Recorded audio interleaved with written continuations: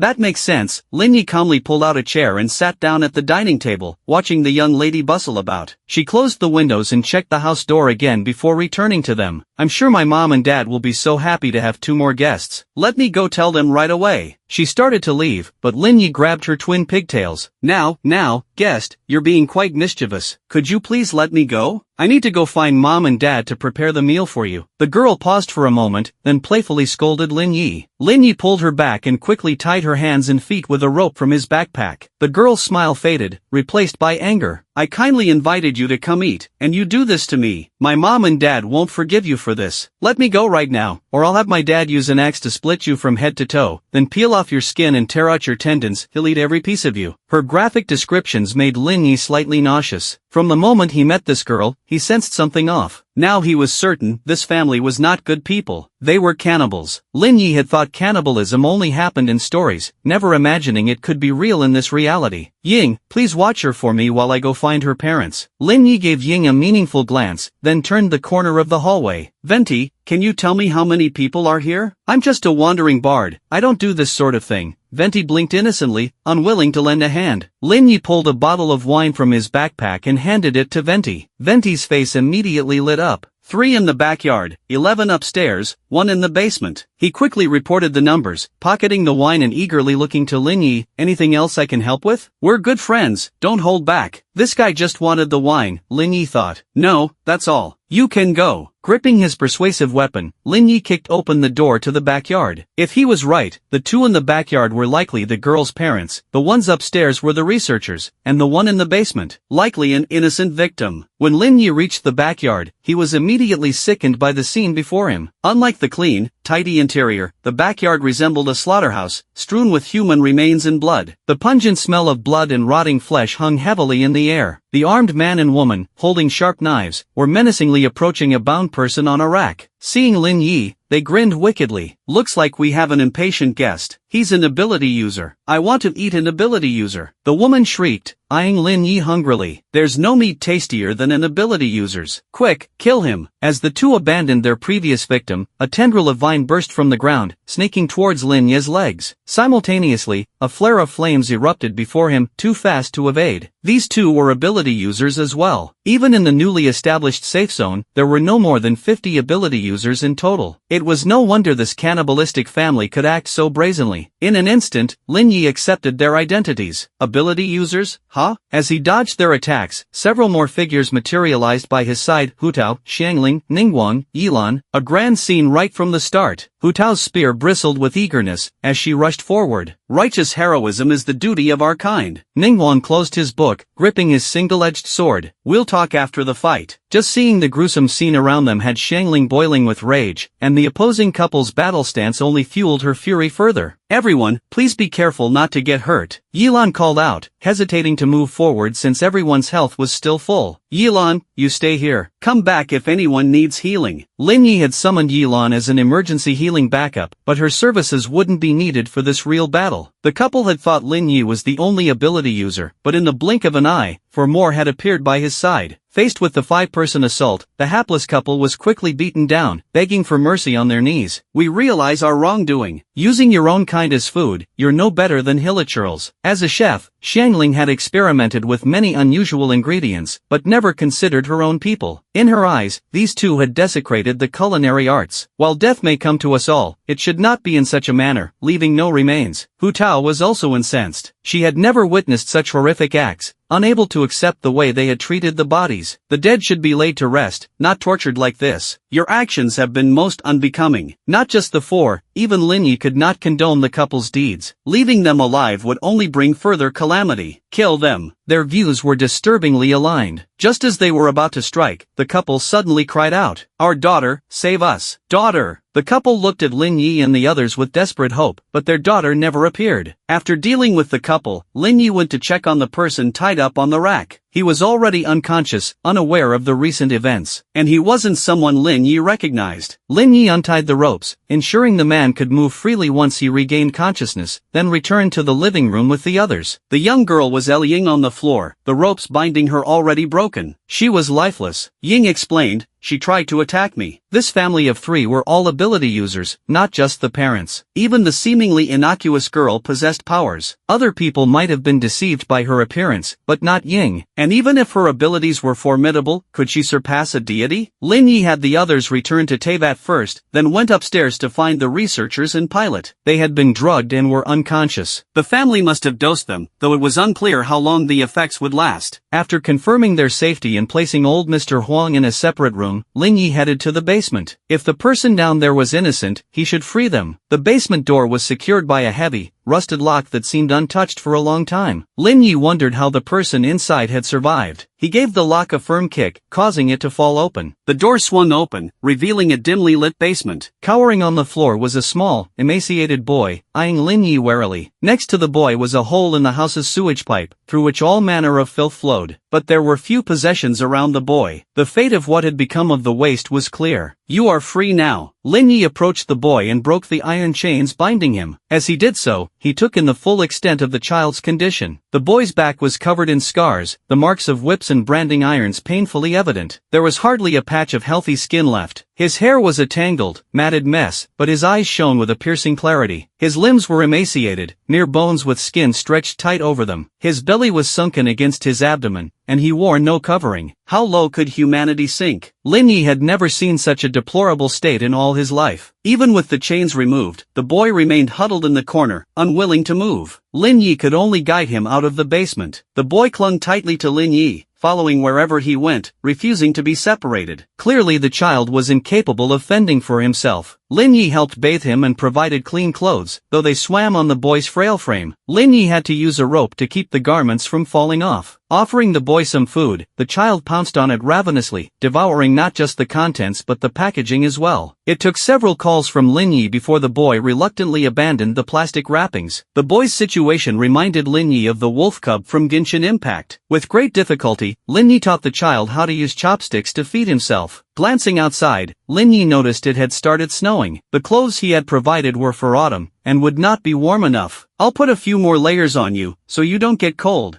Fortunately, the boy could understand speech, so Lin Yi didn't have to teach him language. As Lin Yi was carefully dressing the child in a padded jacket, a chiming sound caught his attention. Looking down, he saw a gnosis, a god's eye. Was this his own gnosis that had fallen out? But no, his gnosis was safely stored in his backpack. Whose gnosis could this be? He met the boy's gaze, an incredible realization dawning in his mind. Venti had already been summoned, reeking of alcohol. The bottle Lin Yi had given him was likely empty by now. Take a look, whose gnosis is this? Lin Yi handed the gnosis to Venti, who squinted at it for a moment before letting out a drunken burp. Why, it's his of course. Venti gestured towards the boy. Don't be ridiculous. He's from my world, not Teyvat, Lin Yi emphasized. Here, only those with special abilities exist, and this is the first time he has seen the divine eye. You are not from Teyvat either. Venti shook his head, his green eyes staring directly at him. Lin Yi was stunned for a moment. He had never really thought about this before. So this young man was able to obtain the wind element's divine eye because he had gained recognition? Can the people of this world also obtain the divine eye? Lin Yi rubbed the divine eye in his hand, his heart filled with mixed feelings. Of course, not. Venti spoke in a roundabout way, making Lin Yi wish he could just hit him. Then why does he have it? Venti leaned casually next to him and smiled. As long as one gains recognition, they will possess the divine eye. Since he has it, it is naturally because he is qualified. So what difference does it make what he says? Lin Yi wanted to ask more, but Venti yawned and said he wanted to sleep after drinking too much, and then just left. What an unreliable deity. Lin Yi strongly suspects that Venti doesn't know how to properly explain it to him, and that's why he left so quickly. Lin Yi took a photo of this divine eye and posted it in the group chat, asking everyone's opinion. Lin Yi, how can someone from my world have the divine eye? Xiangling, what? The divine eye is only for people from Teyvat, right? Klee, wow, it's the wind divine eye. Hu Tao, since it's related to the wind element, shouldn't we tag the wind deity? At Venti. Yilan, as far as I know, the appearance of the divine eye is related to the nation it belongs to, but the appearance of yours does not belong to any of the 7 nations. Yilan, you might as well take a look at your own divine eye. Lin Yi read through the messages in the group chat, and when he saw Yilan's words, it was as if a sudden realization had dawned on him. He quickly took out his own divine eye and compared it to the young boy's. They were the same. Lin Yi was stunned as he looked at the 2 wind element divine eyes in his hand. Lin Yi, picture. Lin Yi, I understand the logic, but which one is mine? These 2 wind element divine eyes were identical, and he could no longer tell which one was his own. At that moment, the young boy reached out his hand. He precisely touched and gripped one of the divine eyes in Lin Yi's hand. Lin Yi vaguely felt the flow of wind element energy around them. He put away his divine eye and stopped paying attention to the chatter in the group chat. You must not tell anyone about having the divine eye, understand? Lin Yi spoke with a serious expression. The divine eye is completely different from the existing ability system. If he told others about this, there's a chance he could be taken away for experimentation. This young boy has been through enough. There's no need to take away his hope for the future as well. The young boy nodded, though it's unclear if he fully understood. From now on, you'll stay with me. Even though he doesn't know why the boy has the divine eye, this matter is certainly related to him somehow. Before figuring out the full story, Lin Yi has no intention of letting the young boy leave. He rested there for the night, and when he woke up, the researchers had also awakened. However, due to the lingering effects of the sedative, their bodies were weak and they could only exchange silent glances. When the door was pushed open, they momentarily thought the kidnappers had returned. But the one who entered was Lin Yi. You all just rest well, and let me know when you're able to move again. We'll depart then. Lin Yi carried a bowl, feeding a few mouthfuls to each of them to prevent them from starving. Everyone looked at Lin Yi with deep gratitude. On just the first day of their journey, Lin Yi had already saved them twice. If it were someone else escorting them, they likely would have been done for when they encountered the first wave of zombie birds. Lin Yi confirmed these people were in good spirits, so he went to find old Mr. Huang. Old Mr. Huang didn't particularly like the way this family conducted themselves, and he had only taken a few sips of the tea they prepared, so his symptoms were the mildest. Now he could move freely. Lin Yi placed the food in front of old Mr. Huang. Please eat first, old Mr. Huang. I've already checked on them, and they're all doing well. Old Mr. Huang held the bowl inside. I had originally wanted to make them wait, but the explosion of the helicopter was too loud. If it attracted the zombies. I've caused you trouble again. He shook his head. Originally, he had wanted Lin Yi to come with him to the capital, but now he started regretting it. If he had known this journey would be so arduous, he wouldn't have asked Lin Yi to suffer with them. It's not really trouble. This path has never been easy. Don't worry, old Mr. Huang. As long as I'm alive, I won't let you all fall into grave danger. Lin shook his head, touched that old Mr. Huang was still considering them at this time. Our safety is secondary. As long as you with the research materials survive, that's enough. Old Mr. Huang patted Linya's hand, finished the food in his bowl, and insisted on washing it himself, not letting Linya intervene. Linya had nothing else to do, so he went to the study of this house. The study had not been used for a long time, with many books inside, mostly classic literature from home and abroad. The computer on the desk had long become a mere ornament. Linya thought of Raiden Shogun and called her out. Can you charge and turn on this computer? The desktop computer's power supply cannot be cut off, so Raiden Shogun would have to stay activated during this time. Little one, you're not turning me into your power bank, are you? Raiden Shogun looked at him sideways. Lately, every time Linya summoned her, it was for something like this. At least he was using her conveniently. Of course not.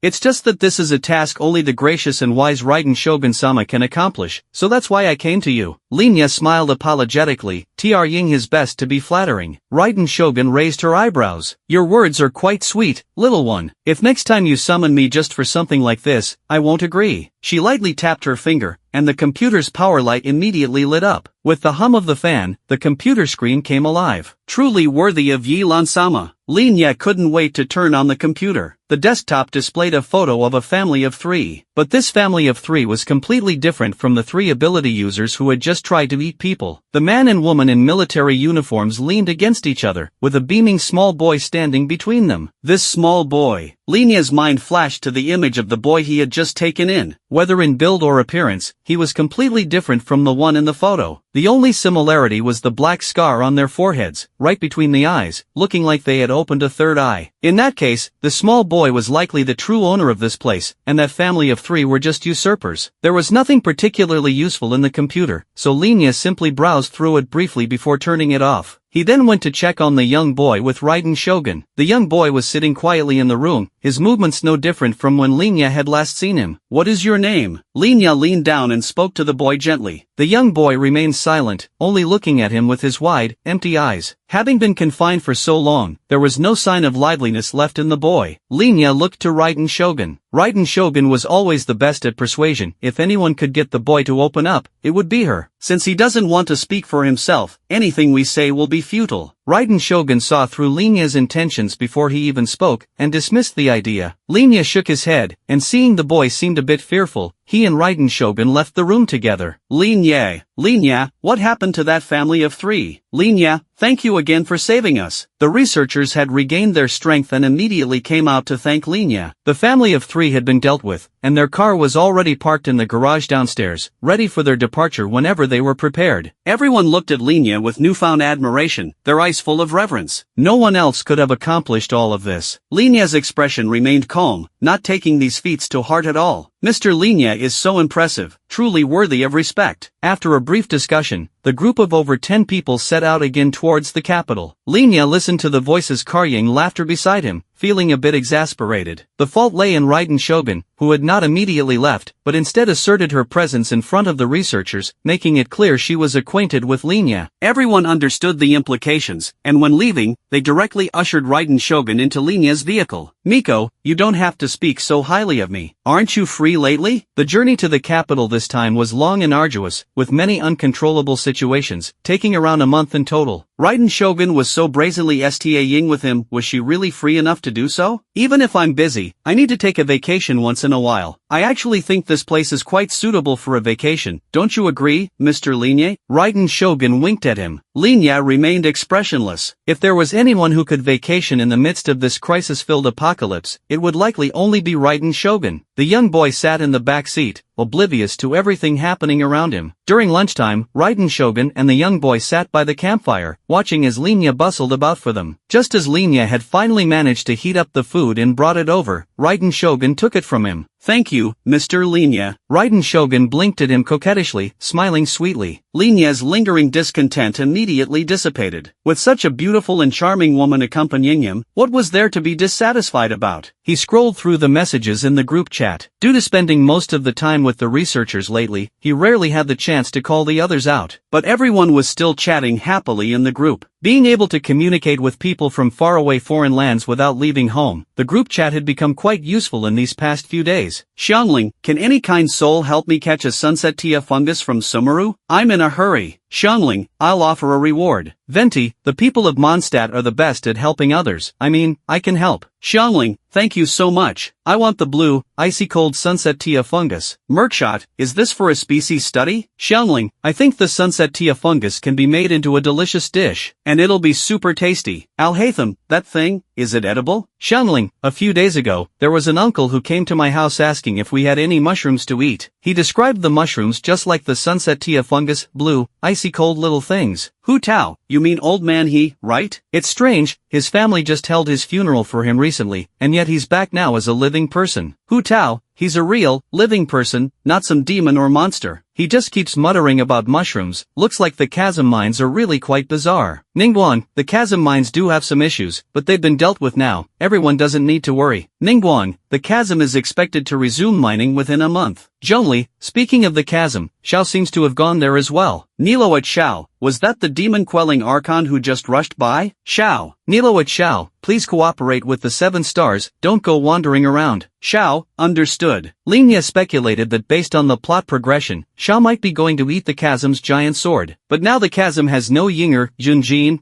or the traveler in Paimon, so Xiao and Nilo alone may not be able to make it out of the depths of the chasm. Little one, do you have any suggestions? Linya snapped out of his thoughts as Raiden Shogun's voice came from beside him. You mean going to Liyue, huh? Ningguang and Raiden Shogun have been in close communication lately, with countless secret discussions between them. Now Raiden Shogun wants to go to Liyue to promote their collaboration. Can't Ying go instead? Linya pondered for a moment. Logically, Ying would be the more suitable representative from Inazuma for this kind of foreign diplomacy. Ying has been quite busy lately. There are many affairs in Inazuma that require her attention. So naturally, this task has fallen to me. Raiden Shogun shook her head, then continued. Actually, that young master from the Kamisato clan could also go, but Inazuma can't spare him either right now. With the change in leadership in the Tri-Commission, Kamisato Ayaka has been secretly assisting in many ways. Otherwise, rallying on that young master alone would not be enough to stabilize the situation in Inazuma. Linya felt that made sense. Inazuma's high-end combat capabilities were not as strong as Liyue's, so they could only rely on a few people. When do you plan to set out? In the next few days. As they were talking, Raiden Shogun suddenly slammed on the brakes, nearly sending Linya Flying out of the passenger seat. A dull thud came from the back seat, as the young boy's head had hit the chair. Linya turned back to check on him. The boy silently covered his head with one hand, his face expressing a hint of pain. Are you all right? Linya asked with concern. The young boy shook his head. This has become quite troublesome now. Raiden Shogun stared intently ahead. Right in front of them, a large bridge was broken in half, with the turbulent river below strewn with the remains of abandoned vehicles. The bridge has collapsed. Linya's heart sank. This was the Yellow River Bridge, an essential part of their journey. There was only this one major bridge in the area, and if they had to detour around the river, he didn't know how far they would have to go. Especially now, in the post-apocalyptic world, the unpredictable crises and accidents would only prolong their travel time. The intercom in the car also crackled with voices from the vehicles behind them. Why have we stopped? Linya briefly explained the situation up ahead. There were no zombies around, and the people from the 3 vehicles all got out, silently staring at the severed bridge ahead. Can we detour? Old Mr. Huang's question made everyone's heart sink a little. None of those present were familiar with the road conditions in this area, as they had all previously lived in the south and knew nothing about the north. Just as everyone was at a loss, the young boy tugged on Linya's sleeve. Linya looked down, and the boy pointed in a certain direction. You mean there's a road that way? They hadn't traveled that far yet. If the previous house was the boy's home, he might actually know the roads around here. The boy nodded. Let's go that way then. Given the lack of other options, Linya got back in the car and headed in the direction the boy had indicated. Less than an hour later, Linya spotted a small bridge. True to its name, this bridge was really small, barely wide enough for 2 people to cross side by side. Forget about the vehicles. Is there no other bridge? Linya turned to the boy. The boy shook his head. This was the only path. Linya called old Mr. Huang over and explained the situation. Old Mr. Huang didn't hesitate at all. We'll cross over. It snowed just yesterday. If we wait for the snow to melt and flow into the river, the small bridge will be submerged. Then we'll have no way to cross the river. There might be vehicles on the other side of the Yellow River, but the opportunities don't come all the time. As the leader of this group, no one would question old Mr. Huang's words. After strapping the research materials and food onto their backs, everyone struggled to stand steadily. Even though this bridge was built in the narrowest part of the nearby river, it was still estimated to be around 100 meters long. Walking across this bridge while carrying things on their backs was certainly a difficult task, especially for these researchers who didn't exercise much. Seeing the pained expressions on everyone's faces, Linya hoisted the items on his head. "Move aside, let me go first." Linya single-handedly carried most of the group's food, steadily walking across the bridge at the front. The researchers were dumbfounded. Wasn't it said that only those with mutated physiques could have such good physical abilities? As an ability user, how could Linya's physique be so extraordinary? With their disillusioned gazes, Raiden Shogun followed closely behind. "Make way." She walked in her high heels, carrying a small bundle and holding the young boy's hand, also crossing the bridge effortlessly without any missteps. Watching the two of them cross the bridge one after the other with such ease, the researchers also started making their way across. Unlike the two in front, they walked in a wobbly fashion, seemingly about to fall into the water at any moment. Linya watched from the other side, sweating in worry for them. But fortunately, the researchers were constantly mindful of the research materials they were carrying, and managed to safely cross the small bridge to avoid losing their work. "This area doesn't seem to be inhabited. We'll have to keep going to see if there are any vehicles." Linya hadn't collected any vehicles in his system backpack, and the remaining cars were clearly not enough to accommodate this many people. Plus, with everyone together now, taking out a car would be too conspicuous. The only one he was truly concerned about was old Mr. Huang, given his advanced age. "We've already completed the long march. What's a little walking compared to that? Don't worry about me, let's go." Old Mr. Huang chuckled, briskly taking the lead with a sprightly step, appearing to have better physique than the researchers. Linya followed him for half an hour, and while old Mr. Huang was only slightly out of breath, the researchers were already drenched in sweat. This further confirmed Linya's earlier thoughts. "Old sir, your health is truly remarkable." The two drivers gave old Mr. Huang a thumbs up. They had all undergone professional training, so crossing this stretch of road was not a big deal for them. But the fact that this old man had such good physical fitness was truly beyond their expectations. As long as one is willing to exercise more, everyone can be the same. Mr. Huang was still smiling, his gaze then falling on the young boy. Where did this child come from? He had noticed the boy back at the bridge, but at the time everyone was focused on how to cross the river, so he hadn't paid much attention. "This is the child I found in that house. His parents are gone, and he was all alone, so I brought him with me." Linya proactively went over to explain. "I see." Mr. Huang nodded, his eyes still not leaving the boy. "Does Mr. Huang recognize him?" Linya tentatively asked. Mr. Huang didn't say anything further. Linya could only pull the boy back. But as soon as he turned around, Raiden Shogun, who had been standing there, had vanished without a trace. At the same time, he received a private message from Raiden Shogun. "Raiden Shogun, I've left." Linya hadn't even had time to feel saddened by this, when the system notification jolted him awake. "Special character, the floating world banner has been opened. Please draw within 3 days. The floating world?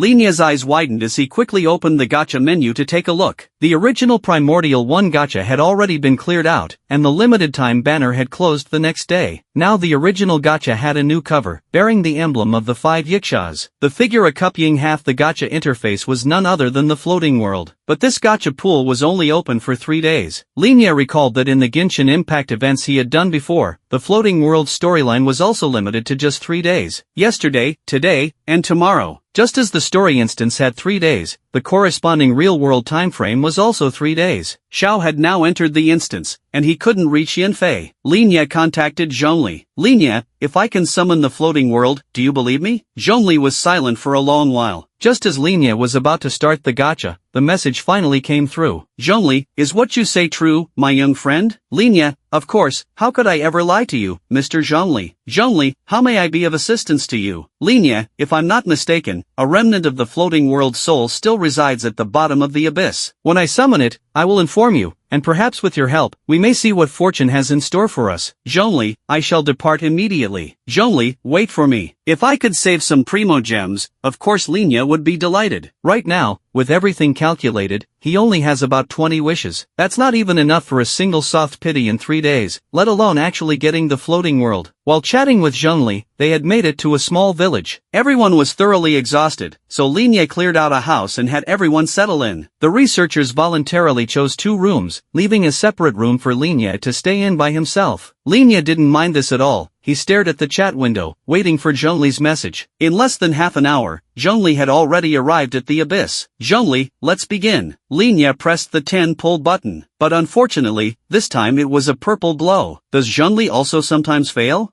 The Primordial 1 pool is indeed different from the character pool, and most of the entities within it are those who have already passed on, so even Zhongli may not be able to guarantee everything. The purple glow faded, and in front of Linya appeared a large cryo slime. He stored the slime in the pet slot, and Zhongli sent another message. Zhongli, apologies, let's try again. Linya didn't hesitate, pressing the button once more. With a flash of golden light tearing through the sky, a delighted expression appeared on Linya's face. It's done! About to enter a special storyline, the host's decision will affect the character's loyalty. Just like when pulling the lady, Linya's vision blurred, and he found himself at the bottom of the abyss. Looking at the campfire before him, he was completely dumbfounded. Jingfeng, go get me a cup of water. A deep voice rang out beside Linya, and he turned to see the floating world. The floating world had one hand covering his forehead, appearing to be in great pain. There was a water bucket nearby, so Linya poured a cup and handed it to him. The floating world drank it, but it didn't seem to help. Am I not long for this world? The floating world, head bowed, murmured to himself as he stared at the dancing flames. I can't even remember my own name, and now in this wretched state, how much longer can I endure? Your name is Floating World. Linya picked up the conversation. The floating world suddenly looked up, surprise in his eyes. Floating World, is that my name? Yes, you are Floating World, the leader of the 5 Yikshas under the Adepti Lord. Your name means fleeting life, all shall be relinquished. Linya nodded, recounting the Floating World's name and identity. The light in the Floating World's eyes grew brighter. I remember now. I remember everything. He excitedly stood up. I am the Floating World. I am a Yaksha.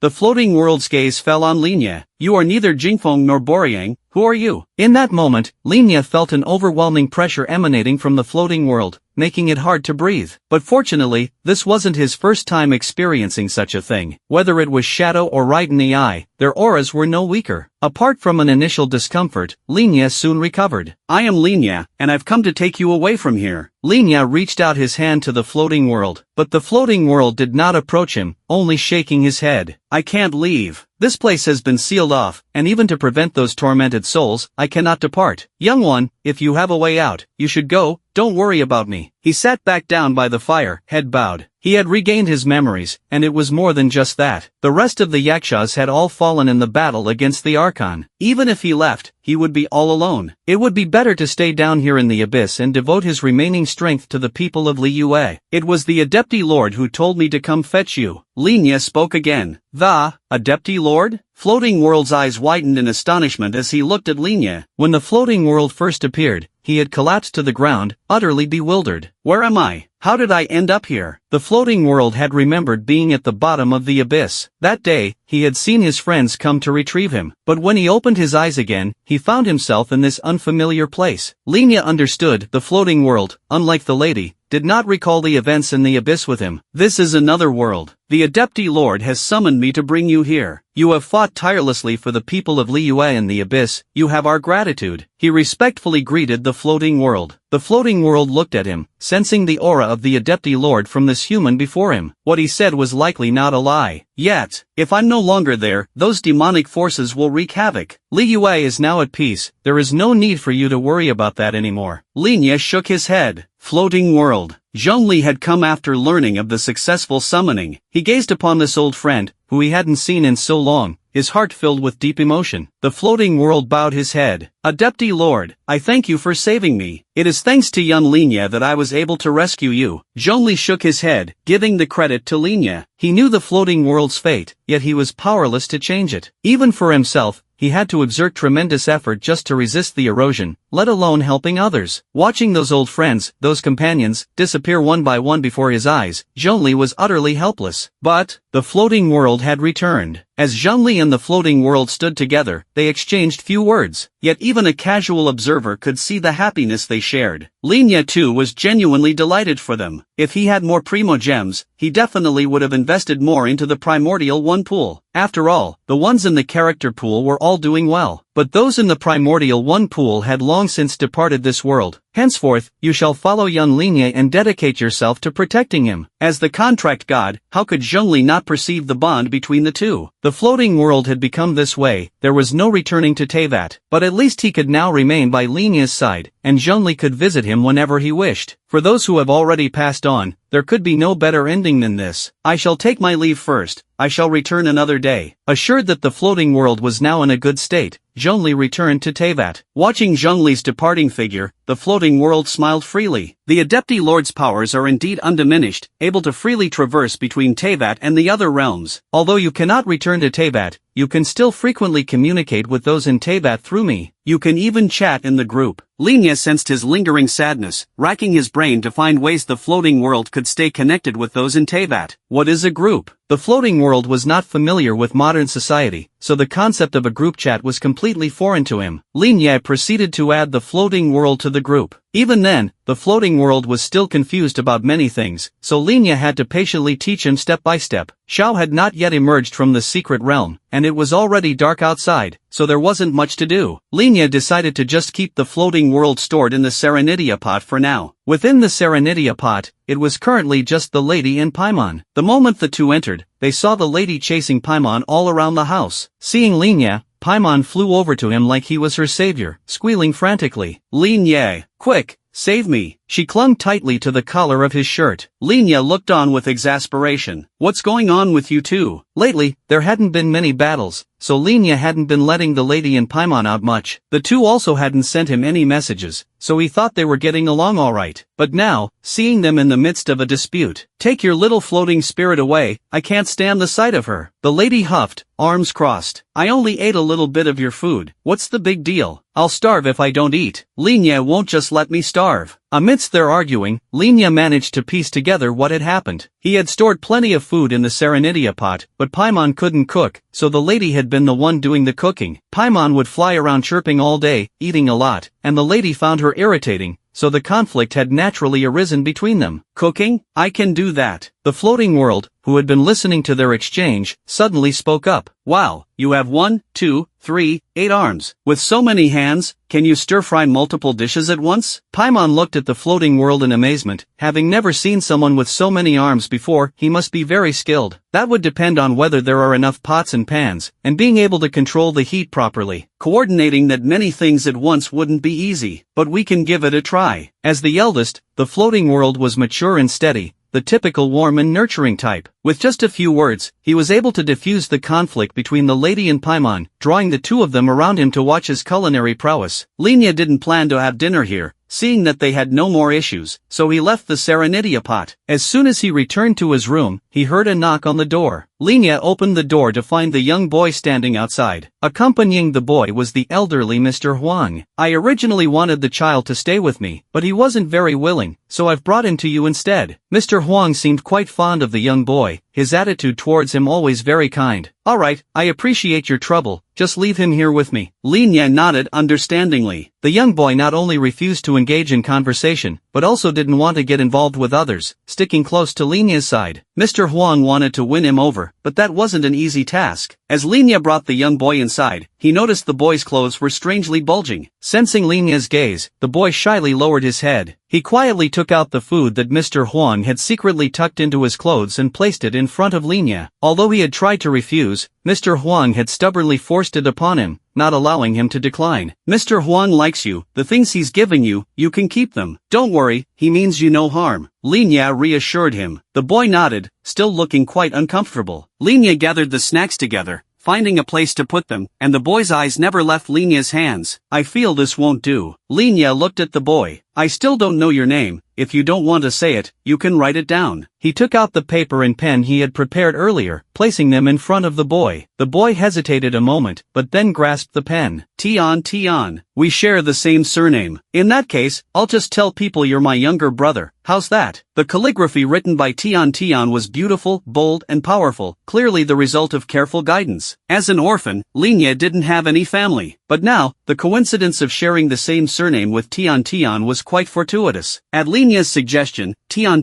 nodded in agreement. He was willing. Alright, it's getting late, you should rest now. Linya patted Tian's head, and they each went to their own beds. When Linya opened his eyes the next morning, he saw a pair of green eyes peering down at him. "You're finally awake, I was about to wait even longer." Venti was sitting by the bedside, a smile on his face. "You came this early?" Linya rubbed his eyes and sat up. Venti taking the initiative to come see him was quite rare, since the Archon was usually the one Linya had to seek out. "So this is the child who has obtained a gaze of the divine?" Venti glanced over at Tian, having been surprised when he heard this news from Linya. To confirm the situation for himself, Venti had decided to pay a visit. "Yes, his gaze of the divine is just like mine, not belonging to any of the 7 nations." Linya nodded, taking out Tian's gaze of the divine. He found a string and helped Tian hang it around his neck. "It does seem quite different from the ones on the continent of Teyvat." Venti examined the gaze of the divine for a while. "It is indeed a gaze of the divine. This child will also be able to harness Anemo powers in the future." With the Anemo Archon's confirmation, Linya felt relieved. As long as it wasn't something strange or unusual, that was good. "But he hasn't been willing to speak, and I haven't seen him use any elemental powers either. Will that be a problem?" "Of course not. He will use his elemental powers when he is ready to do so." Venti came and went like the wind, meeting Tian once before returning to Teyvat. As soon as Venti left, Xiao arrived. "Is the floating world elder brother here with you?" Xiao seemed to have sustained heavy injuries, unable to even stand steadily, but his eyes were filled with worry as he looked at Linya. Linya had never seen Xiao in such a distraught state, and quickly moved to support him. "Don't worry, let me summon him for you now, just wait here." Xiao sat down in the chair, his eyes never leaving Linya. Linya entered the Serenitia pot and brought the floating world out, with Paimon tagging along. Floating world elder brother. As soon as the floating world appeared, Zhao's gaze was fixed intently on him, unwilling to look away even for a moment. "Golden Rock, it's been a while." The floating world greeted him with a smile. Having his old friends appear one after another was truly a joyous occasion for him. Earlier, at the bottom of the chasm, Xiao trailed off, unable to finish his words. "You are safe now, that's good." There was no need to dwell on those sorrowful pasts. Xiao reached out his hand, wanting to touch the floating world, but his arm only made it halfway before falling back down. He had been apart from the Yaksha for so long, afraid that the sight before him was merely an illusion. The floating world noticed Zhao's hesitation, and promptly grabbed his hand, slapping it onto his own shoulder. "After all these years, Golden Rock, you've become quite the timid one." Zhao's body trembled slightly, his eyes locked intently on the floating world. "The elder brother floating world is right to scold me.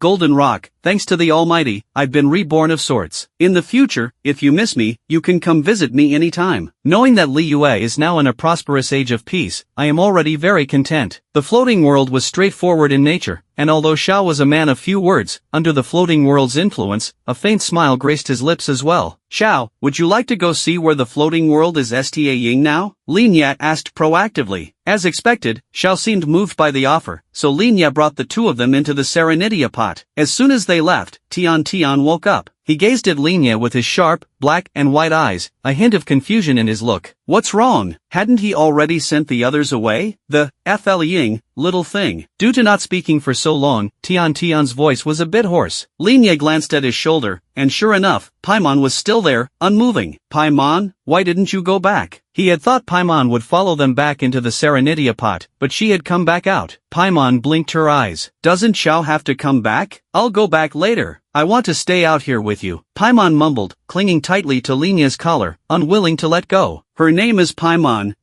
she can indeed fly." Even though Linya was a veteran gamer, he still didn't know what species Paimon was, and couldn't explain her existence to others. Tian nodded, standing up and reaching out a hand towards Paimon. "Wah! Don't let that weird little friend touch me." Paimon quickly hid behind Linya. Linya pulled Paimon out and held her in his arms. He merely patted Paimon's head, and she closed her eyes in contentment. "Paimon is not a pet, she is my friend. If you want to touch her, you need to get her permission first," Linya patiently explained to Tian.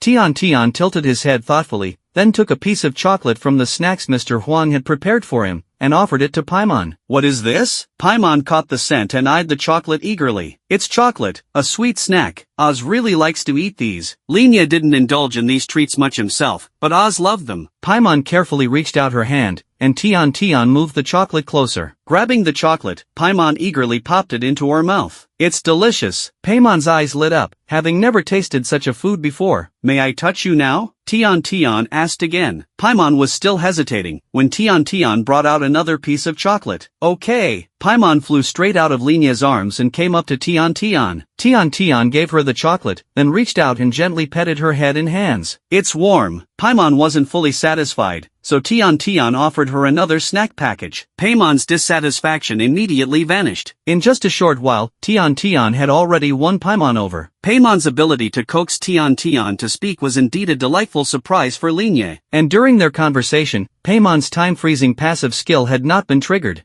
Linya had previously worried that Paimon's passive would prevent her from interacting with others, but that did not seem to be the case. I see. Paimon's lively personality would indeed be hard for the others to handle for long. He left the space for the two of them, going out to meet the others. The sky was now bright, and everyone had woken up. The researchers had spontaneously prepared breakfast, and had left a portion for both Linya and Tian Tian. Linya noticed that his portion was noticeably larger than the others. Little Linya, where's that child? Mr. Huang was still concerned about Tian Tian, so he asked after seeing Linya come out alone. He's in the room. I'll bring his food to him in a bit. No need to worry, Mr. Huang. Linya explained, taking the food to him. Xiao and the floating world had finished their conversation, and requested to come out. When Linya called Xiao out, he also left Paimon behind. Seeing Paimon was not there, Tian Tian visibly looked a bit dejected. System, can the others see Paimon? Only those who possess a gaze of the divine can see Paimon. The system surprisingly replied, even though Linya had asked without much hope. That meant the others wouldn't be able to see Paimon's existence, and wouldn't be surprised by her. Linya specifically called Mr. Huang out, and had Paimon fly around in front of him. Mr. Huang didn't detect any issues. Linya then took Paimon out, and similarly no one seemed surprised. Linya, do I really not have to stay in the Serenidia pot anymore? Can I stay by your side every day? Paimon asked hesitantly. Seeing Paimon like this, Linya also felt a bit bad.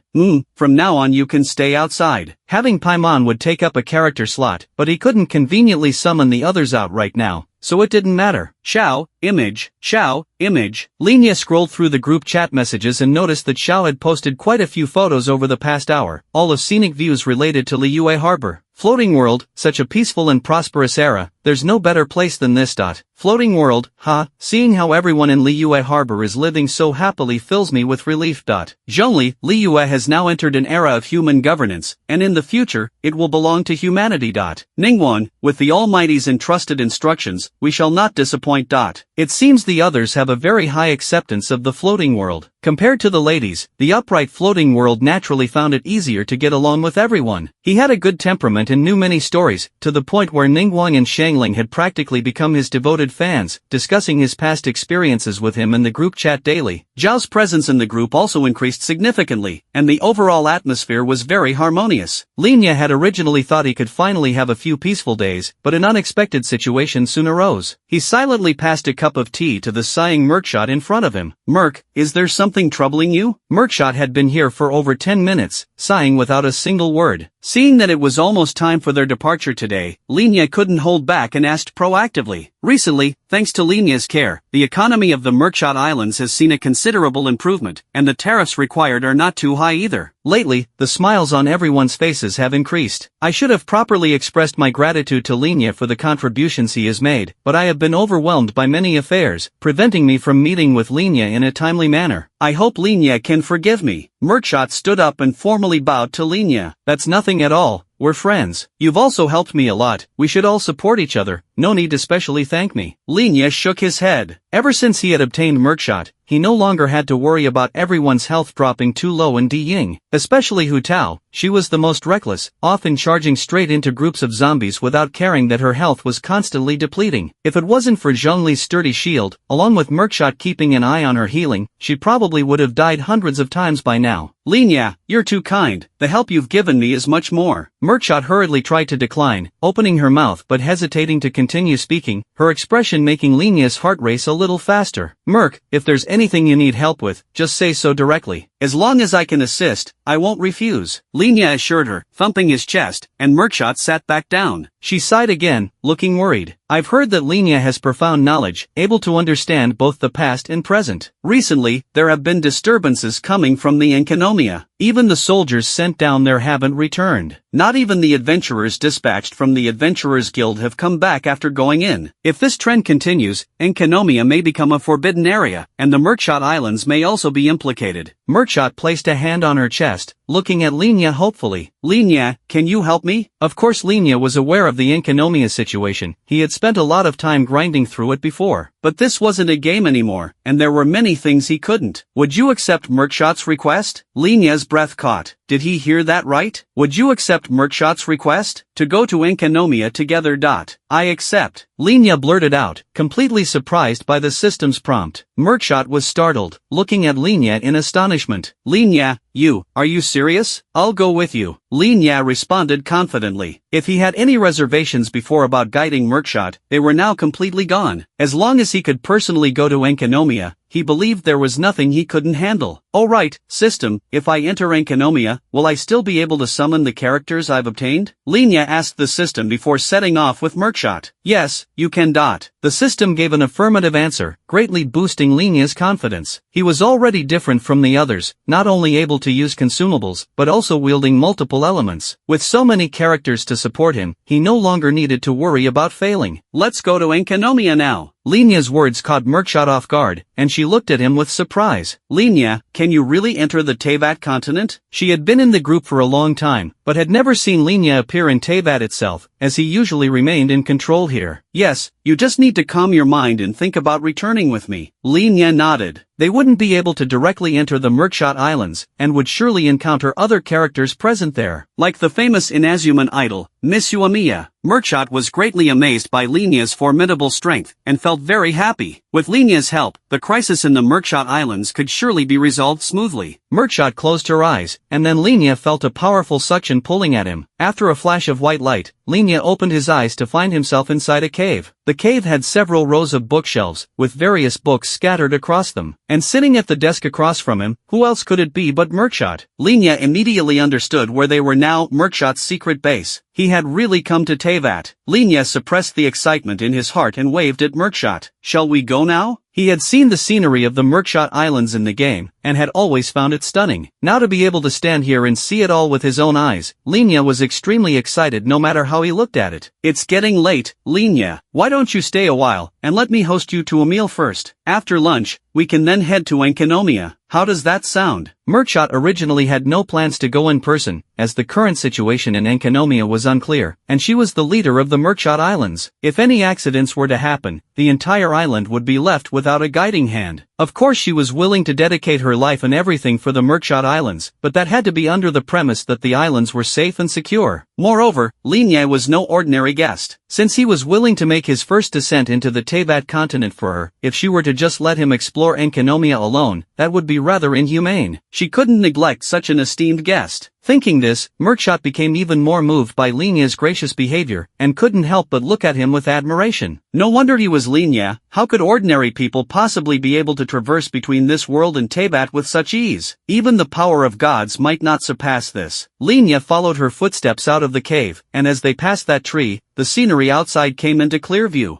Before them was a dreamlike sight, layers of coral and shells piled up, with the Merkshot Palace standing tall amidst them. In the distance were large and small waterfalls, flowing across the surface of the Merkshot Islands and converging into the vast chasm before the palace. Linya, having completed the full quest, naturally knew that this was the entrance to Enkanomia. He stared at the majestic and beautiful scene, momentarily lost in thought. This is the Merkshot Islands, isn't it beautiful? Merkshot's reaction made Linya very happy, as the Merkshot Islands were her homeland. To receive the approval of an esteemed guest filled her with joy. It's very beautiful, Linya nodded. Even looking at the entire Teyvat continent, there are few places that can compare to the scenery of the Merkshot Islands. Especially when compared to the perpetually gloomy Inazuma, the Merkshot Islands can be considered a true gem. If tourism could be developed here, here, it might just bring in a significant increase in income. This idea flashed through Linya's mind, and his eyes brightened as he proactively suggested it to Merkshot. Have you ever thought about developing the Merkshot Islands into a tourism hub, where guests can come to relax and enjoy the beautiful scenery? They could visit the sites of the Merkshot Islands, and even try their hand at fishing or beachcombing. The scenery of the Merkshot Islands is one of the best in Inazuma, and I believe that once the word gets out, many people will want to come here to visit. Merkshot was struck by Linya's words as if a great revelation had dawned on her. Previously, the people of the Merkshot Islands were not doing well, with the economy unable to develop, and they were practically isolated from Inazuma. Even if some fishermen wanted to go to the mainland to sell their catches, they would be looked down upon by others for being from the impoverished Merkshot Islands, seen as country bumpkins. But the mainland was too far from the islands, and they couldn't properly explain the true nature of the Merkshot Islands to these people, ultimately having to swallow the losses. Once tourism was developed, with more and more people coming to the Merkshot Islands, they would realize that the reality was completely different from what they had imagined. Linya, your idea is truly wonderful. Once we've resolved the current issue, I'll definitely send people to push this forward. Merkshot was already excited imagining the future prosperity, but all of this had to be built upon resolving the problem of Enkanomiya first. Otherwise, the Merkshot Islands would remain a ruthless, inhospitable place, and no one would be willing to come. Linya nodded slightly. Of course. This way, Linya. Merkshot felt that bringing Linya here was the most correct decision she could have made, smiling brightly as she escorted him to the Merkshot Palace. The servants had already gone to prepare the meal, but before that, she had to properly host this esteemed guest. Lady Merkshot, Captain Garo wishes to see you. The soldier entered the room respectfully to report to Merkshot. Merkshot glanced at Linya hesitantly. Linya. Captain Garo was usually steadfast, so he must have something urgent to report. No need, let him come in, Linya waved. He had long wanted to see the appearance of the Inazuman idol. Seeing her in 2D was one thing, but how would she look in 3D? Under Merkshot's grateful gaze, Goro entered. He looked no different from his in-game depiction, with fuzzy ears and a swishing tail. He was the perfect embodiment of a beastman. Feeling Linya's gaze fixed on him, Goro furrowed his brows. Lady Sangonomiya, I have an important matter to report to you. Speak freely. This gentleman here is the one who facilitated our negotiations with the shogunate army. He has greatly helped our Sangonomiya Islands, and is now accompanying me to Enkanomiya to resolve its issues. You need not be guarded around him. Merkshot did not conceal Linya's merits, telling everyone about this important person. This way, when others wanted to express their gratitude, she could preemptively explain that he was a noble figure with many pressing matters, so he did not appear often. Goro had long admired him, and couldn't believe this was their first meeting in such circumstances. Realizing his earlier rudeness, Goro was filled with shame. I'm terribly sorry, I didn't mean to be so presumptuous in your presence. Please forgive my impudence. Goro hung his head low, his tail drooping dejectedly, a sight that made one want to reach out and pet him. It's all right, ignorance is no crime. I forgive you. Linya shook his head. Goro's current demeanor was quite adorable, especially imagining him in female attire making such an expression. Linya quickly shook off these unrealistic fantasies. Now was not the time to be thinking about such things. My lord, you are truly too gracious to forgive me like this. Hearing this, Goro became even more ashamed. I should be punished for my mistakes. My lord, please punish me. He knelt on the ground, speaking loudly. Linya looked at his state and felt quite helpless. If you really want me to punish you, how about letting me touch your tail? I've never seen someone quite like you.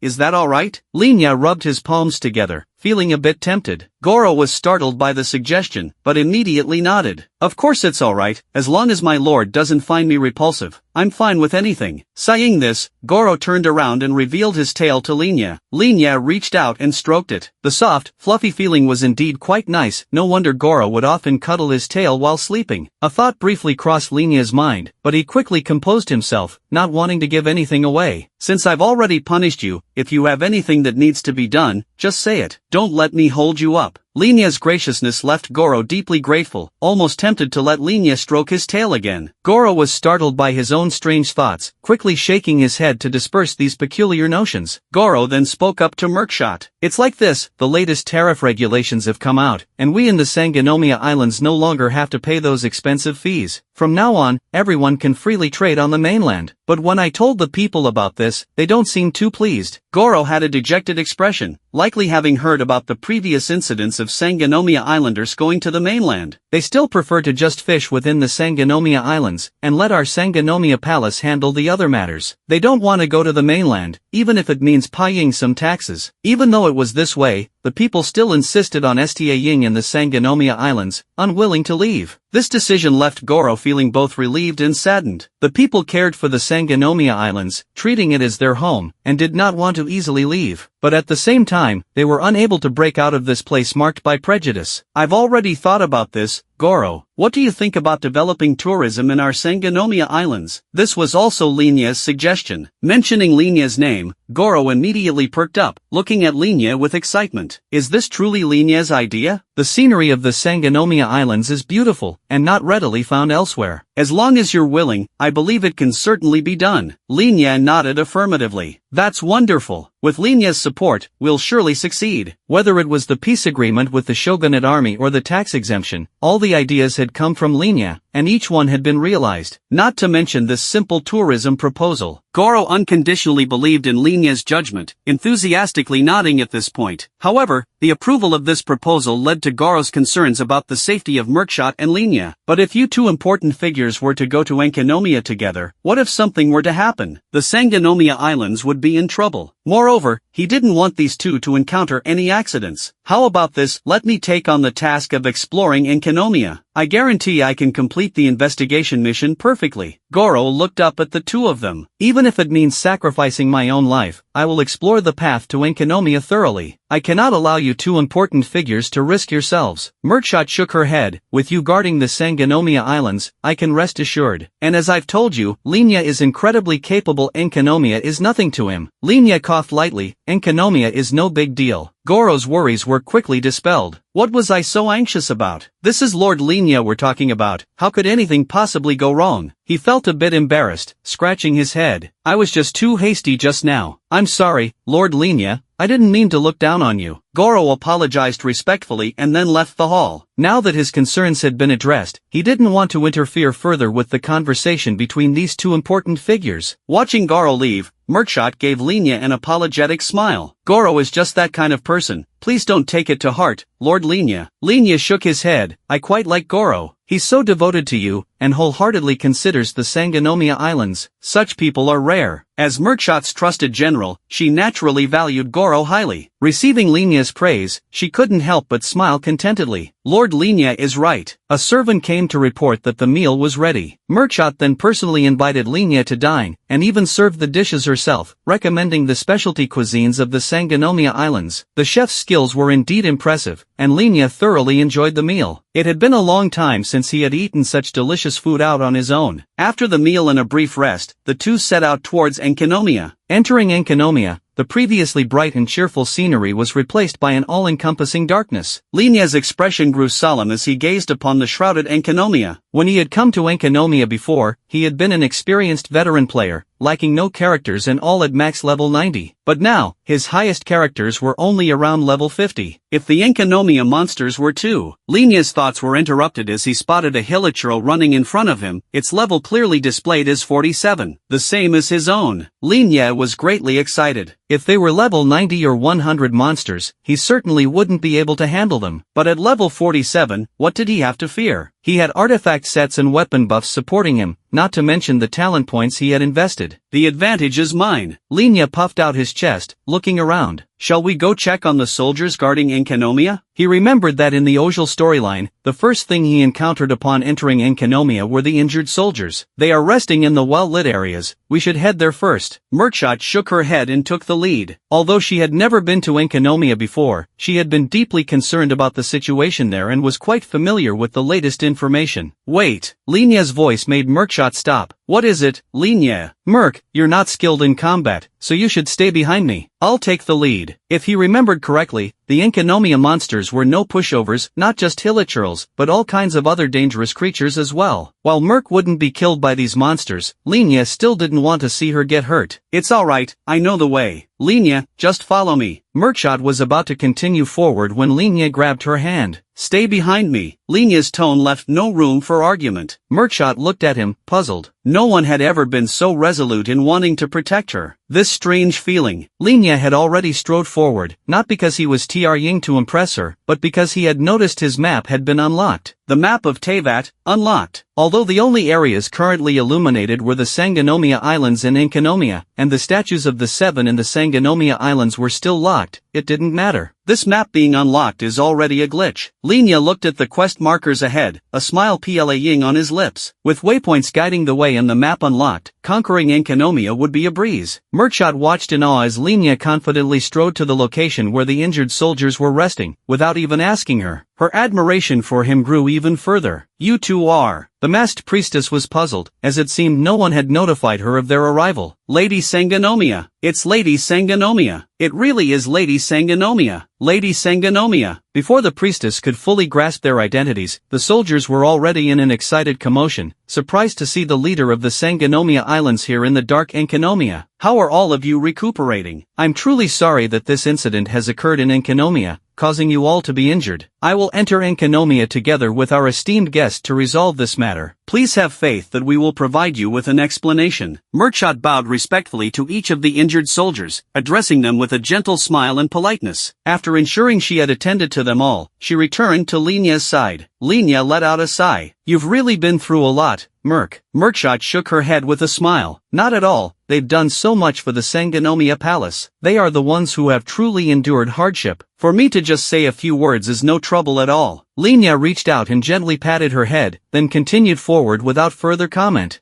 The dark areas blanketing Enkanomiya still had much to be explored. Many problems needed to be resolved. This time, let him clear the way for Merkshot. Look out! They had barely gone forward and only activated one teleport waypoint when a group of hilichurls ambushed them. Merkshot called out in alarm. With a casual wave of his hand, Linya released a burst of electro-energy, effortlessly felling the hilichurls. They posed no threat to him whatsoever. Amazing! Merkshot had rarely been able to focus on Linya's actions during battles, as she was usually tasked with supporting the other characters, so she had never realized just how formidable Linya's combat prowess was. These hilichurls were utterly powerless against him. The best is yet to come. Linya led Merkshot deeper into the domain, undaunted. He was, after all, a hardcore player. Whenever a new map was released in Genshin, he was always one of the first to fully explore it, needing no guides, solely relying on his own strength. Especially now, when he could simply steamroll through Enkanomiya's monsters. Ah yes, I am Yelan. When the Inazuman-attired Yelan appeared, completely out of place in this environment, Linya showed no surprise. Looking for the Narukami Kagura, I presume? Merkshot watched on in bewilderment. She had no idea what Linya was talking about. And the other person had only stated their name, right? Was Linya's foresight and knowledge truly this remarkable? Even Yelan was thrown off by his unorthodox approach. Wasn't the plan for her to introduce herself and try to gain his trust? Yes, if possible, please return that item. Forced off script, Yelan could only respond clumsily. Linya simply nodded and proceeded directly to the veranda of departure. Is what we're looking for really here? Merkshot was equally amazed by the civilization on display in Enkanomiya. She never imagined that beneath the Sangonomiya Islands, there would be this vast, long-lost civilization of their ancestors. We'll find out once we look. Linya efficiently retrieved the Narukami Kagura and quickly returned to Yelan. Just tell me where to go next. I'm in a hurry. Realizing this person was not as she had expected, Yelan simply gave up and went along with it. Yes, the next place is the Great Narukami Rite. Linya nodded and immediately headed towards the Great Narukami Rite. The monsters along the way still posed no challenge to him. Merkshot didn't even get a chance to use any of her abilities before they had reached the Great Narukami Rite. The lingering spirit of Abe no Yashihira still stood there. This is the only way. Don't worry, I'll help you resolve all of this. Linya interrupted him before he could finish, leaving Abe no Yashihira startled and staring at him. This person. Let me see. Where do I need to go next? Linya checked the map, quickly identifying his next destination. He casually switched to the Bakuso box, finally illuminating the surrounding area. Now finding his way would be much less troublesome. The so-called maze, which he had completed many times before, was handled effortlessly. Next was the Serpent's Heart, and Merkshot eyed the markings on the altar, deep in thought. These things seemed familiar to her somehow. Fragment acquired. Moving on to the next location. Linya had already completed the task swiftly, leading her to the site of the next fragment. Merkshot felt as if she was in a dream, following Linya as he dashed through Enkanomiya with complete mastery. Not only did he resolve the fog and monster crisis in Enkanomiya, he even managed to restore light to the entire domain. When Yelan received the item she needed, the expression on her face was quite priceless. So there's nothing else left to do, right? Linya asked Yelan. Yelan remained silent, locking eyes with Linya. If you want to fight, you might as well just transform already? Linya suggested, seeing Yelan didn't seem inclined to transform. Though Yelan had not accompanied him, Linya was amazed at the speed with which he had completed the tasks. He had a feeling Yelan's combat prowess was far beyond what he had imagined. Yelan decisively shook her head. No transformation is needed. Yes, you have accomplished all of this. You are the great hero who has saved Enkanomiya. If there's nothing else, I'll be on my way. Previously, during the storyline, Linya had taken a liking to Yelan, as she was the first Abyss Herald he had encountered who didn't immediately attack him. Before Yelan could make her exit, Linya waved to her. If we have the chance to meet again in the future, I'd be delighted. Ha! Yelan gave a small chuckle, then turned and hurried away, as if he'd want to see you again. Linya didn't mind Yelan's departure, turning his attention to resolving the other issues. In less than a day, Linya found himself standing before the deep-sea Mayag Tishtern in the depths of Enkanomiya. The expected Abyss Herald did not appear, perhaps stunned by Linya's speed. Linya had Murkshot wait outside, then swiftly eliminated the deep-sea Minotaur and retrieved the blood-veined corals. When they reappeared before the priestess, she had already packed her belongings, preparing to leave. Where are you going? Linya's voice caused the priestess to startle and turn towards them. How did you two return so quickly? She had never imagined anyone could resolve the issues in Enkanomiya this rapidly, far exceeding her expectations. The crisis in Enkanomiya has been averted, you no longer need to hide and lurk. Linya's astounding speed had allowed him to not only complete the main quest, but also tackle numerous world quests alongside Murkshot. Witnessing Enkanomiya's past, Murkshot had deduced the priestess' identity. The silent priestess did not respond. Murkshot extended her hand. Our Sangonomiya Islands are in dire need of priestesses like you. Why not join us? I can take you to the surface. We can bask in the sun together. The previously silent priestess, seemingly touched by these words, could no longer hold back her tears. She had lived underground her entire life, never seeing the sun. If not for the incident in Enkanomiya, she would never have shown herself. Yes, come back with us. Our Lady Sangonomiya is truly kind. Lady Sangonomiya will never mistreat you. The soldiers also appeared, one by one persuading her. After some hesitation, the priestess decided to leave with them. After all, she wanted to see this warmth of the sun they spoke of with her own eyes. The time ratio between Teyvat and the modern world is 10-1. Every 10 hours spent in Teyvat equates to only 1 hour in the real world. Especially with Linya taking the speedrun route. Upon leaving Enkanomiya, he had received a system prompt. He would soon be departing Teyvat. I've been here for quite some time. It's time for me to return. Although most of the time was spent in Enkanomiya, he did manage to see Goro this visit. It was not in vain, but what made him even happier was the gift Murkshot brought him. She had heard he liked primogems, so she simply brought him a large box of them. He had never received such a hefty present in his life. Hugging the box, he couldn't stop grinning. There must have been hundreds of primogems in there. With this collection, he'd be able to do a whole 10-pull session. Linya immediately messaged Venti. Even though he had lost his 50-50 previously and had to go through another raid-up banner, he still hadn't forgotten his original goal, getting Alhaitham. Venti readily agreed to his request. As the golden wishes were cast, the first character to appear was not Alhaitham, but Ningguang. Ningguang was holding a bottle of alcohol, letting out a small burp. Is this a secret realm? Ningguang looked around, still trying to comprehend the situation. Linya quickly briefed Ningguang and added her to the group chat. Seeing the group size, Ningguang paused when she spotted Keqing's name. She sent a private message. Ningguang, Keqing, Keqing, you're here too? Ningguang, is this the foundation of your collaboration with Inazuma? Ningguang's keen intellect allowed her to quickly grasp why Keqing had been actively pushing the cooperation with Inazuma. Keqing, indeed. Ningguang looked up. I see. Well then, let's be friends from now on. I'm Ningguang, the boss of the Crux Fleet. Nice to meet you, Linya. She had naturally noticed Linya's name at the top of the group chat as the host. Hello, Ningguang, but aren't you busy at the moment? I mean, you can return to Teyvat first, and come back when you have time. Linya politely suggested, not wanting to say he was still waiting for another character to show up. Ningguang understood the hint. Then I'll see you next time. She waved to Linya and her figure dissipated into the air. Alhaitham finally arrived, fashionably late. Linya had interacted with Klee many times before. Seeing himself here did not surprise Alhaitham. He simply nodded at Linya and began observing the surrounding environment. This is indeed another world, completely different from Teyvat. I need to collect samples to further understand the structure of this continent. Sucrose, I forgot, she's not here. Alhaitham instinctively tried to call for his assistant, before realizing the issue. So Alhaitham teacher requires Sucrose by your side to conduct your research? Linya asked carefully. Being Al-Haytham's assistant was unrealistic for him, as he had no knowledge of alchemy. Although an enkonomia, he had been able to steamroll through rallying on his levels and equipment. Before a renowned alchemist like Al-Haytham, he maintained an extremely respectful attitude. Not necessarily, it will just take some time. Oh, may I bring my alchemy tools? Al-Haytham inquired. Al-Haytham's knowledge of this world was mostly based on what Klee had told him or through their occasional correspondence. But he hadn't written many letters, and with many other matters to attend to, his understanding of this world was not very deep. If Al-Haytham teacher doesn't mind, I can take you out to have a look around today. Linya nodded, calculating the time. They should be ready to depart soon. With Raiden Shogun absent today, he could let Al-Haytham ride shotgun and get a proper look at this world. Very well. I appreciate the assistance. Al-Haytham agreed, then went to prepare his things. Just then, someone outside called for Linya to leave. Linya simply gathered his belongings and headed out. As usual, Tian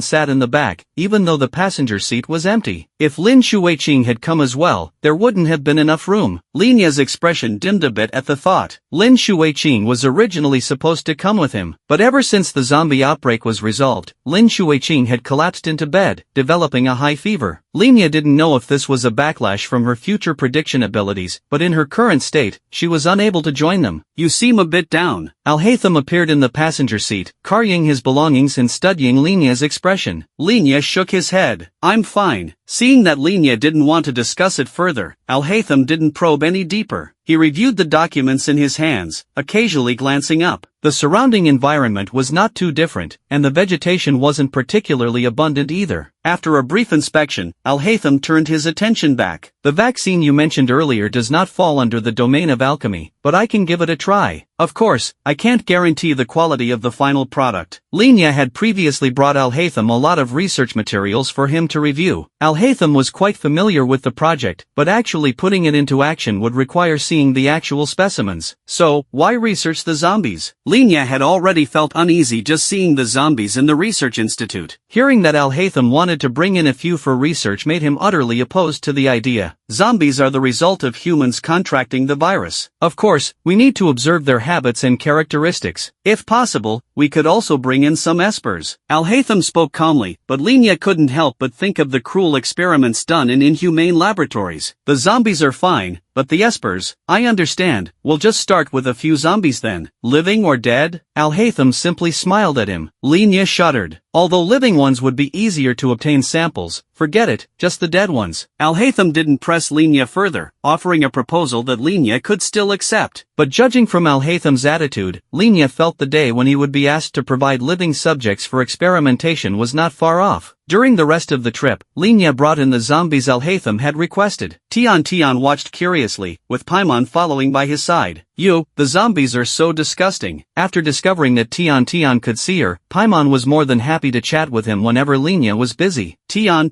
nodded. The dead zombies are disgusting. Why does Al-Haytham want to research these nasty things? Is this what the life of an alchemist is like? Paimon couldn't understand Al-Haytham's actions and proactively pulled Tian to go for a walk. Paimon could always stay in touch with Linya, so he didn't mind. Linya stood by, watching in trepidation as Al-Haytham dissected the zombie bodies, calmly cutting them into pieces and occasionally collecting samples. The black streaks and clumps floated in the test tubes along with the liquid. If he hadn't already gotten used to dealing with so many zombies, Linya probably wouldn't have been able to stomach this sight. That's enough. After collecting enough samples and successfully dissecting 3 zombie corpses, Al-Haytham stood up, slowly removing his gloves and tossing them onto the zombie remains. His gaze was utterly calm, like that of a detached, superior deity. Linya suddenly realized that Al-Haytham was an artificial life, not human. Even when it came to experimenting on espers, to him, the body structure of the zombies is not vastly different from humans, so we don't need to experiment on espers. Al-Haytham spoke up lightly, turning to look out the window. We should clean up the traces, so no one sees them. Linya snapped out of his reverie, relieved that Al-Haytham had no plans to experiment on human espers. He quickly helped Al-Haytham clean up the area. With the samples obtained, Al-Haytham took his leave. The sound of knocking came, and Paimon and Tian walked in. We're ready to go. Paimon's voice rang out even before they arrived. Tian wasn't much of a talker, but Paimon was always chattering, and the two surprisingly got along well. Coming. Linya rolled up his sleeves. The room was now spotless, and the zombie corpses had vanished without a trace. Linya, do you really trust that Alhaitham teacher? As they were about to depart, Paimon looked at Linya with concern. She didn't want Linya to be deceived. Alhaitham teacher is Klee's brother and the chief alchemist of the Knights of Favonius. If even he can't be trusted, then perhaps no one else can be either. Alhaitham had communicated with Linya many times through Klee these past few days. Linya didn't know where Paimon's concerns were coming from, but he smiled and patted her head. Alhaitham teacher is very reliable. But,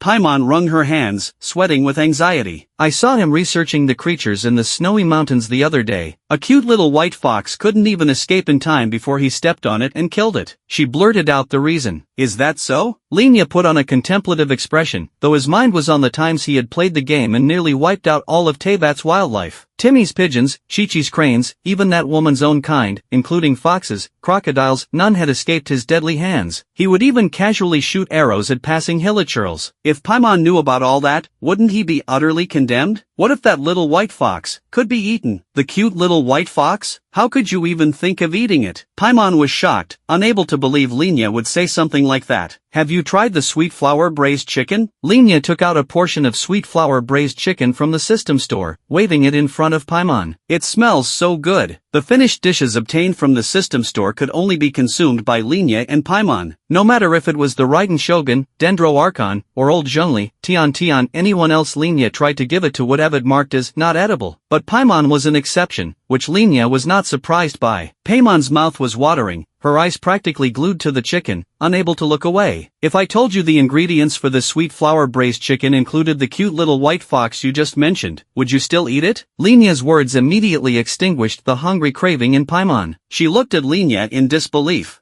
That's too cruel. Well, it seems our Paimon doesn't want to eat it. In that case, Tian, you can have it. Linya made a gesture to hand the chicken to Tian. Paimon immediately pounced. No, I'll have just a bite, she declared firmly, but once she got the sweet flour braised chicken, she ended up eating bite after bite, unable to stop. This is so delicious. How can food in this world be this good? In the past, when Paimon was wandering around Teyvat, she mostly had to resort to foraging in the wild, eating whatever she could find. The kind of expertly cooked delicacies were something she could only dream of. Lady Merc and Gora did cook, but their dishes were from centuries ago, the recipes needing improvement and not as delicious as the sweet flour braised chicken. Paimon is so cruel, eating the meat of the cute little white fox. Linya teased her on purpose, and Paimon's face turned pale. No, I didn't mean to.